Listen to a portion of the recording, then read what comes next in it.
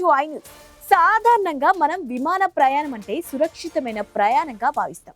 లక్షల మంది ప్రయాణికులను సురక్షితంగా గమ్యస్థానాలకు చేర్చే విమానయాన రంగంలో కొన్ని సంఘటనలు మాత్రం మానవాల్ని కలిచివేస్తాయి. అలాంటిదే ఒకటి 2015లో జరిగింది. 150 మంది అమాయక ప్రయాణికుల ప్రాణాలను బలిగొన్న ఒక ఘోర విమాన ప్రమాదం.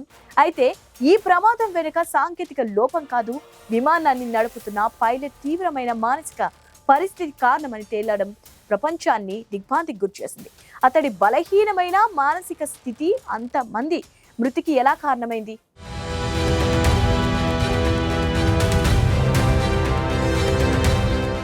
2015 మార్చి 24వ తేదీ స్పెయిన్లోని బార్సిలోనా నుంచి జర్మనీలోని డ్యూసెల్డార్ఫ్కు బయలుదేరిన జర్మన్ వింగ్స్ ఫ్లైట్ 9525 ఒక సాధారణ విమాన ప్రయాణంగానే మొదలైంది. ఎయిర్ బస్ A320-211 మోడల్ విమానం అది. కానీ ఫ్రెంచ్ ఆల్ప్స్ పర్వత శ్రేణులోకి ప్రవేశించిన కొద్దిసేపటికే ఆకాశంలోనే ఒక భయంకరమైన విషాదానికి తెరపడింది. క్షణాల్లోనే విమానం కుప్పకూలింది. విమానంలో ఉన్న 144 మంది ప్రయాణికులు, 6 మంది సిబ్బంది సహా మొత్తం 150 మంది దుర్మరణ పాలయ్యారు. మరణించిన వారిలో 16 మంది జర్మన్ హైస్కూల్ విద్యార్థులు, వారి 2 ఉపాధ్యాయులు కూడా ఉన్నారు. ఈ ప్రమాదం ప్రపంచ వ్యాప్తంగా తీవ్ర దిగ్భ్రాంతిని కలిగించింది.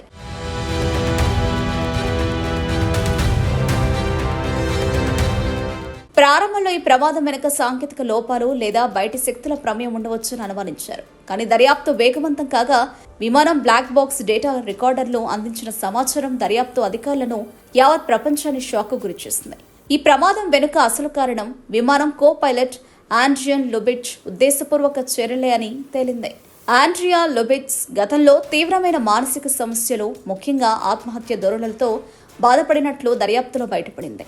అతని వైద్యులు విమానం నడపడానికి అనర్హుడిగా ప్రకటించినప్పటికీ ఈ కీలక సమాచారాన్ని లుబిట్జ్ తన యజమాని అయిన లుఫ్తాన్సా నుంచి దాచిపెట్టి విధులకు హాజరయ్యాడు.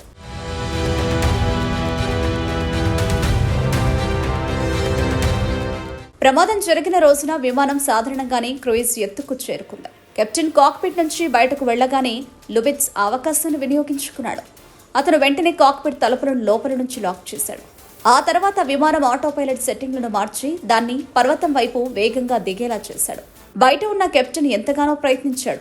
తలుపును కొట్టాడు, ఇంటర్కామ్లో పిలిచాడు. కానీ లోపల ఉన్న లుబిట్జ్ మాత్రం స్పందించలేదు. అతను కావాలనే తలుపులు తెరవకుండా విమానం పర్వతాన్ని ఢీకొనేలా చేశాడు. విమానం పర్వతాన్ని ఢీకొట్టినప్పుడు సుమారు గంటకు 700 కిలోమీటర్ల వేగంతో ప్రయాణిస్తోంది. ఈ దుర్ఘటన విమానయాన చరిత్రలో ఒక చీకటి అధ్యాయంగా నిలిచిపోయింది. పైలట్ల మానసిక ఆరోగ్య పరీక్షలు, కాక్పిట్ భద్రతా నిబంధనలపై ప్రపంచవ్యాప్తంగా కొత్త చర్చకు తెరలేపింది. పైలట్ల మానసిక స్థితిని పర్యవేక్షించడం, అలాంటి ప్రమాదాలను నివారించడానికి పటిష్టమైన చర్యలు తీసుకోవడం వంటి అంశాలపై అంతర్జాతీయ విమానయాన సంస్థలు మరింత కఠినమైన విధానాలను అవలంబించేందుకు ఈ ఘటన ఒక గుణపాఠంగా మారింది. ఒక వ్యక్తి బలహీనమైన మానసిక స్థితి 150 మంది అమాయకుల ప్రాణాలను ఎలా బలిగొంటుందో ఈ విషాదం స్పష్టం చేసింది.